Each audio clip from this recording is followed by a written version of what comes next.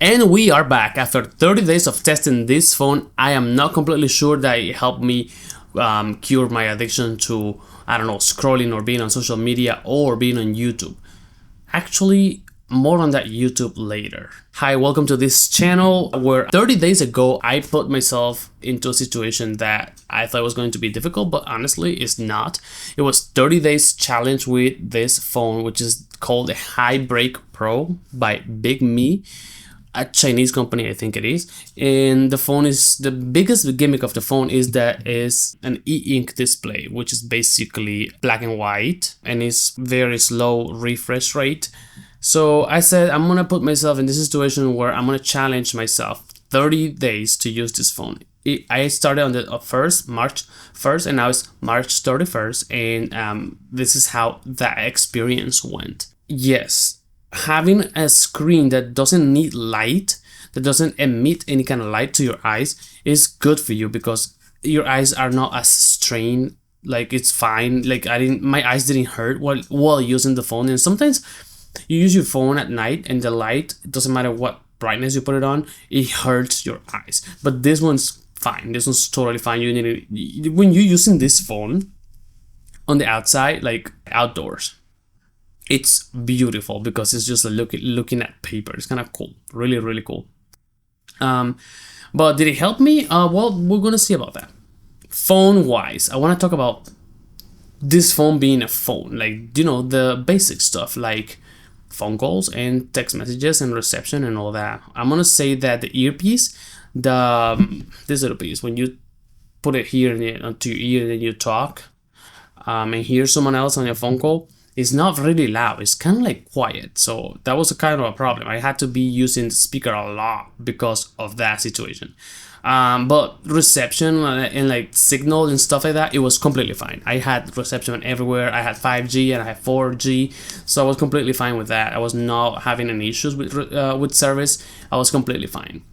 Messages was fine. Group messages, text messages. It's just a smartphone. It's just like whatever smartphone is, just a smartphone. Biggest thing is just black and white, and it's like an e-ink screen. Battery is important to talk about that. I expected so much battery for this phone because I don't know, for some reason I was like correlating Kindle and battery together and see like, oh, the Kindle lasts me like months. Maybe this will last me months. Not the case at all. Like, I guess it makes sense because when you have like radios and stuff, like signal and reception things coming into the phone, it's like a constant struggle to like for the processor to be picking up those signals. So I guess that stresses the phone more, and to the point, it doesn't really last that long. It lasts like 2 days and doesn't make any difference regarding the other phone that I was using or my flip phone. In fact, my flip phone, it gets me like 3 days of usage. So it was like 2 days tops, and then you have to charge it again. It's kind of cool. There is something that I have to point out is like the time is stuck until you actually press the power button, and then it updates the time, which is kind of weird. There is an option to put it to refresh every minute, but it says that it will drain the battery so much quicker, and I was like, well, I'm not for that. I need a phone to be available at all times that I need it. On the phone department, I think it works and it's fine, except for the earpiece that is kind of quiet and I can't really hear much. Other than that, we're gonna say that to help me stop scrolling and to help me stop watching YouTube, I'm gonna say that stop watching YouTube actually worked. I think I only used YouTube like a few times on this phone, and it wasn't a great experience. Only like punctual, really, really important moments that I needed to watch something. But even then, there was a video that I needed to replace the battery on one of my gaming consoles, and I couldn't see shit. I was like, this video is useless to me on this phone because I can't see what anything is. So that, I'm gonna say that YouTube actually completely stops me from using it.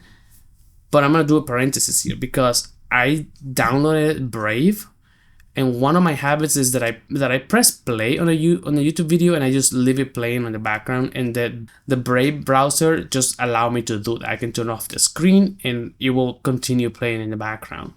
So I downloaded that, and then I realized immediately, wait, this is not exactly what I want. I am trying to circumvent the whole purpose of this phone. So I immediately uninstalled that application, and I was like, okay, I'm back to normal. I'm gonna try to use the phone as intended, a device that will, detract me from using social media. So YouTube, really little usage on this phone. When it comes to Facebook, when it comes to Twitter, I'm gonna be honest, I was using it like normally, only through the web browser though, because I don't have the apps. Only through the web browser. The web browser was fine. I was using the web browser, and I was like sometimes scrolling through Facebook or Twitter, and that didn't go away anytime. It was there all the time. I was able to access him all the time. So I don't think it really helped me with that, because I don't really need the color or the high refresh rate to scroll through Twitter or Facebook. So that didn't really help. That was like normal. I was using him as normal, business as usual. So that was the case with those two websites that I use. However, because I knew that was going to happen, that I was not going to actually stop using it that way, I was like, you know what? I'm going to put a timer on the app, like 30 minutes timer. And that actually helped me. So in that sense, Microsoft Edge, which is my web browser, I was placing a time limit, which is a timer, 30 minutes. Those 30 minutes could be like all for Twitter or all for Facebook. And so it was like technically 15 and 15 minutes for each application. But obviously I use the web browser for more than just that. So that helped me reduce the use of those two websites on my phone. However, you can do that on any phone, so you don't need a special phone for that. So that's my personal experience with those apps. I'm going to be showing you on the screen all my data, all the dates that I was using the phone, and how you can see that I wasn't actually using it less. It was actually about the same. So we're going to start with the first day. Oh, this sucks. It actually deleted some of the data. As you can see, it starts on the 8th, and that's definitely not the date I started this challenge. But apparently it deletes some data. I'm not sure how that happened. But anyway, as you can see, on March 8th, I used the phone for 2 hours and 48 minutes, like screen time. And most of that time is actually not accurate, because it counts the launcher as an application and add those minutes to the whole time, the screen time. But like you can see, most of my time on the phone was like using WhatsApp or Microsoft Edge, Bing, WhatsApp Business, which is for my YouTube channel for gaming, music, AMP, messages, and then it counts the screen saver for some reason, Outlook, photos, and other like really small times on the other applications. But then we go to Monday, and then you can see that I was using the phone for 5 hours and 5 minutes. That's quite a lot of screen time. And I want to know what happened. But as you can see, there is WhatsApp, 1 hour and 1 minute. I was probably texting my friends a lot. And then there's the other WhatsApp. So it will be like 2 hours on WhatsApp out of those 5 hours. And then you can see that I was on my normal times. I was doing navigation. I was doing Microsoft Edge and this Discord, and then some of that app. There was not a lot of time. Like the big time wasters are usually WhatsApp, as you're gonna see here. There's 1 hour of WhatsApp on the next day, which is Tuesday, March 10th. This is when I usually have meetings at work. So WhatsApp, and then it counts 1 hour of the launcher, more WhatsApp. As you can see, there's not a lot of wasted time on other things that are not communication. There you see 3 hours on Wednesday, March 11, 3 hours and 30 minutes, and there's a common denominator. It's either WhatsApp or it's either like any type of communication app. This is the only time I actually read something. On Friday, March 13th, because I'm gonna be honest, I actually wasn't reading on this phone. I thought I was going to read more, but no, I did not. Saturday, you see more WhatsApp. We continue here. More WhatsApp, some maps that I was doing on Sunday. Microsoft Edge, that I'm probably watching videos there. And then WhatsApp, Maps on Tuesday because I was navigating a lot, 3 hours. Wednesday was a lot. It was 4 hours and 52 minutes. But it was because 1 hour was full of maps.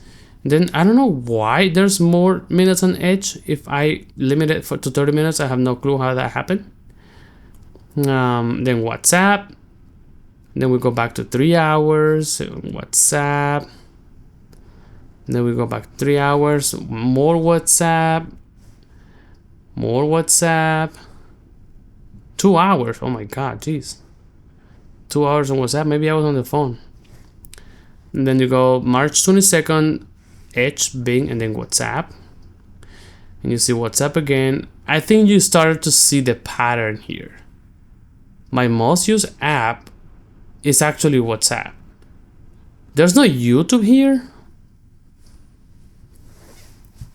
Well, this was only 57 minutes. Damn, I killed it that day. But as you can see, it's WhatsApp. It's mostly WhatsApp.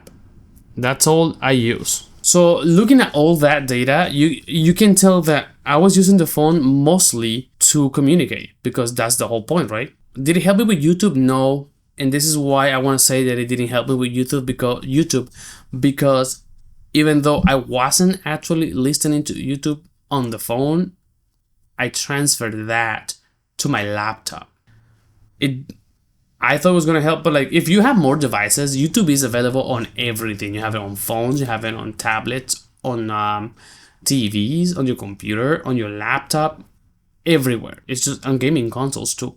So YouTube is everywhere. What I was doing is I was transferring my usage of YouTube to my laptop, which it didn't really help. I was using it as normal. I don't know how much I used it. I imagine it has to be less because I don't carry my laptop everywhere. So I imagine it needs to be less time that I use the phone. But like honestly, I didn't take pictures with it. I think I took 2 pictures with it, 3 pictures. It was not a lot of pictures because the pictures really suck on this phone. They suck a lot. They're not great.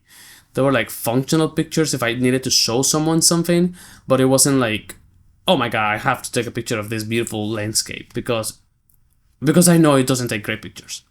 So I didn't use the camera a lot. I didn't play a lot of music because I found out that the speaker has a really weird equalization. It's not great. The equalizer, I don't know. I don't know how to use it. Do I feel any difference though?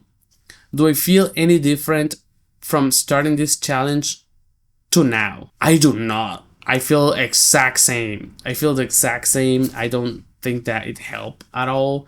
So if you're planning on buying this phone because you think it's going to help you not use your phone, I'm going to tell you that you'll find ways to waste your time or to transfer those doom scrolling habits onto a different device. Just because you cannot use it on your phone, it doesn't mean you cannot use it on your laptop or your tablet, or your gaming console.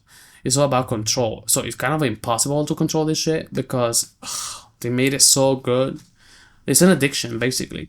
Like recently, some woman won a case that she sued Facebook or Meta because she was addicted to these applications, like Facebook and Instagram. She was also suing YouTube because of the same thing. The thing is, she won the case because it makes sense. We can control these things because they engineer this whole thing. They design it to keep you hooked and engaged. So that is what I'm telling you. Like, buying this phone is not gonna help you with any of this at all. If you put your mind to it and you're like, oh, you know what, I'm gonna use it only as a phone, then you don't need to buy a phone anyway. You have a phone already, so you just have to be like strong. But I don't think that helps. It helps in the sense that if you use it as your only device and you don't use anything else, I think it will help you because you won't be able to scroll and you won't find any enjoyment because you can't see colors. And colors, I realize now that colors are a huge part of that doom scrolling process. It really rewards the brain or something. But when it comes to the flip phone, I think this is my next phone actually. I'm gonna start using this phone tomorrow, April 1st. Because when I'm on this phone, I actually do not use it because there's nothing I can do on this but WhatsApp and nothing else. So I was using this a little bit more to do my search on Bing, to do my points, to do my Xbox challenges and stuff like that. But I don't know. I don't think I'm gonna keep this phone. I really like the screen. It's something I really like. There's something about the screen and the way it looks when the light hits it. It's just great. Also at night, it doesn't hurt my eyes. It doesn't strain my eyes. I like that a lot. But honestly, I don't think that the phone, it is something I will keep, because I think that I can get more value and more usage of my flip phone. I don't know. I think it's if I want to use something that is gonna help me with this YouTube stuff, it'll be the flip phone, because the flip phone, like I said before, if I play a YouTube video, which this thing can because it has a web browser, as soon as I close the device, it stopped playing because it just kills the app. And I am not going to be listening to videos on my phone like this the whole day. This is not practical. So maybe this helps a lot more. We'll see about that. But anyway, thank you so much. I'm gonna say that the conclusion of this 30 days is that it didn't really change much. I don't feel different. I don't think it changed anything. I wasn't any more present than I was usually with my other phone, because it's all about how you use it, how you use your phone. And this phone doesn't really do much for that. It's just like putting a little bit of friction between you and the applications and the doom scrolling, but it doesn't really stop it from happening, because it can still do those things. My advice is, let's keep trying, let's keep using other devices and see which one helps you with this. I honestly am gonna say that the flip phone is the one that actually will help you with any kind of doom scrolling, because, well, if you don't have a way to do it here, you won't do it here. However, careful with computers, careful with laptops and tablets. If you're gonna do something like this, take those into consideration and don't use them at all. Like, have those be part of the challenge, because if you use those devices, it's like the same but bigger screen. For my next video, or my next challenge, or my next adventure in this kind of niche kind of videos, is going to be that my YouTube content consumption is going to be only on my desktop computer. I can't take that anywhere, and I'm not bringing my laptop to work, because I usually do that.